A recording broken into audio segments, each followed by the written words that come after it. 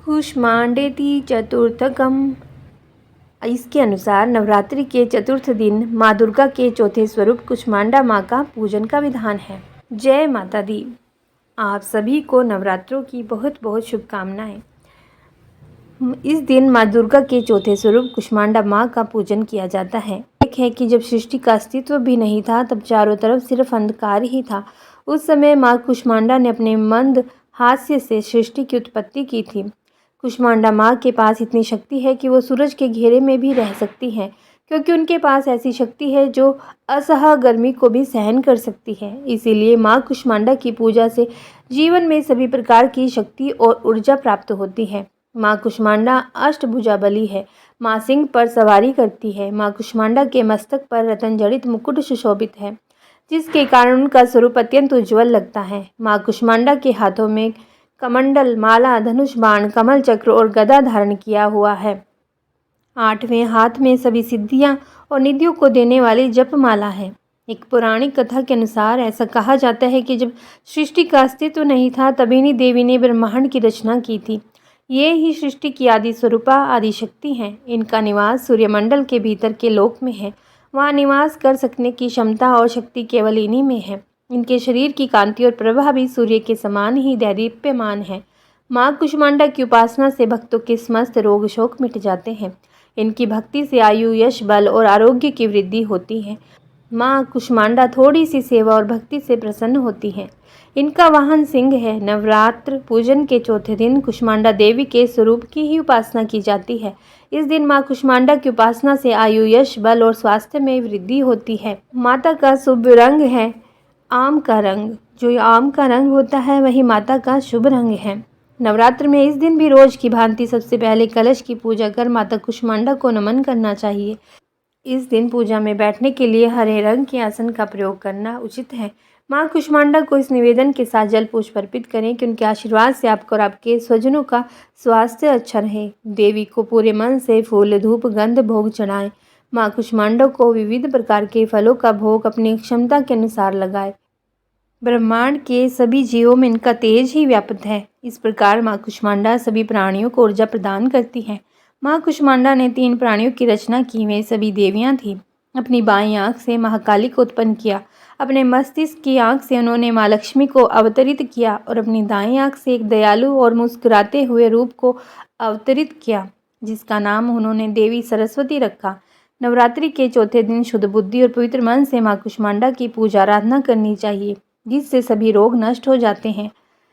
माँ कुष्मांडा अपने भक्तों द्वारा की गई बहुत कम शक्ति से ही प्रसन्न हो जाती है और भक्त को जीवन अंत में मुक्ति भी मिल जाती है। कुष्मांडा पूजा का मंत्र है ओम देवी कुष्मांडाय नमः। जय माता दी। आइए सुनते हैं नवरात्र व्रत की कथा। प्राचीन काल में एक सूरत नाम का राजा हुआ करता था। उसके राज्य पर एक बार शत्रुओं ने चढ़ाई कर दी।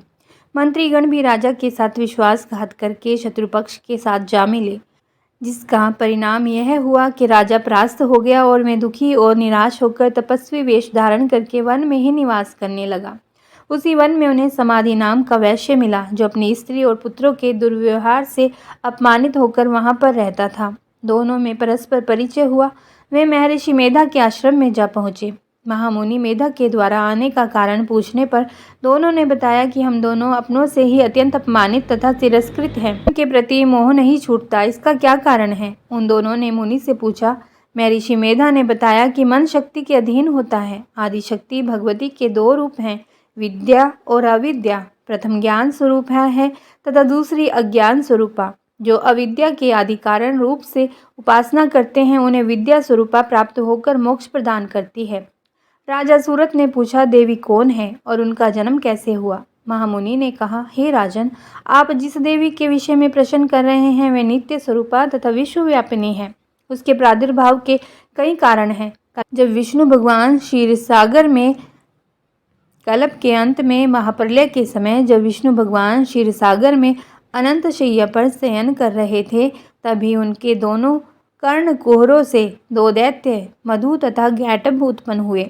धरती पर चरण रखते ही दोनों विष्णु की नाभि कमल से उत्पन्न हुए। धरती पर चरण रखते ही दोनों विष्णु की नाभि कमल से उत्पन्न होने वाले ब्रह्मा को मारने दौड़े।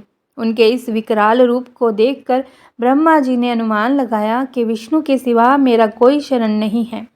किंतु भगवान इस अवसर पर सो रहे थे। तब विष्णु भगवान हेतु उनके नयनों में रहने वाली योग निंद्रा की स्तुति करने लगे। परिणाम स्वरूप तमोगुण अधिष्ठात्री देवी विष्णु भगवान के नेत्र, नासिका, मुख तथा हृदय से निकलकर आराधक के सामने खड़ी हो गई। योग निद्रा के निकलते ही भगवान विष्णु जाग उठे। भगवान विष्णु तथा उन राक्षसों में 5000 वर्षों तक युद्ध चलता रहा। अंत में वे दोनों भगवान विष्णु के हाथों मारे गए। ऋषि बोले, अब ब्रह्मा जी की स्तुति से उत्पन्न महामाया देवी की वीरता सुनो। एक बार देवलोक के राजा इंद्र और दैत्यों के स्वामी महिषासुर सैकड़ों वर्षों तक घनघोर संग्राम हुआ। इस युद्ध में देवराज इंद्र परास्त हुए और महिषासुर इंद्रलोक का राजा बन बैठा। तब हारे हुए देवगण ब्रह्मा जी को आगे करके भगवान शंकर तथा विष्णु के पास गए और उनसे अपनी व्यथा कथा कही। देवताओं की इस निराशापूर्ण वाणी को सुनकर भगवान विष्णु तथा भगवान शंकर को अत्यधिक क्रोध आया।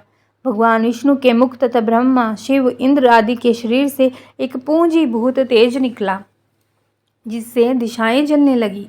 अंत में यही तेज एक देवी के रूप में परिणत हो गया। देवी ने देवताओं से आयुध, शक्ति तथा आभूषण प्राप्त कर उच्च स्वर से 88 युक्त गगनभेदी गर्जना की, जिससे तीनों लोकों में हलचल मच गई। क्रोधित महिषासुर दैत्य सेना का व्यूह बनाकर इस सिंहनाद की ओर दौड़ा। उसने देखा कि देवी की प्रभा में तीनों देव अंकित हैं। महिषासुर अपना समस्त बल छल छद्म लगाकर भी हार गया और देवी के हाथों मारा गया। इसके पश्चात यही देवी आगे चलकर शुंभ निशुंभ नामक असुरों का वध करने के लिए गौरी देवी के रूप में उत्पन्न हुई।